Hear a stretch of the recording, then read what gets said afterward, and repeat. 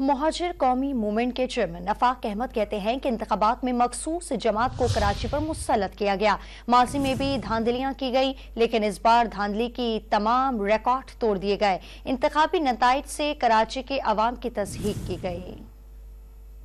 اس شہر کا مینڈیٹ ہمیشہ سے چوری ہوتا رہا اور اس شہر کے اس بلک ووٹ کو ہمیشہ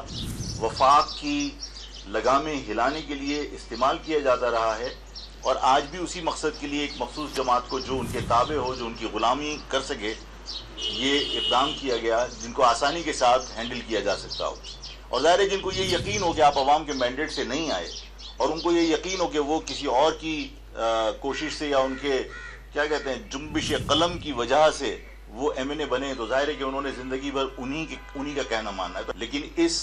عمل کے ذریعے اس پاکستان کی عوام کو بار بار یہ پیغام دینا کہ آپ کے ووٹوں کی کوئی حیثیت نہیں ہے، یہ اس ملک کی عوام کی تضحیک ہے، اس آئین کا تمسخر اڑانے کے مترادف ہے۔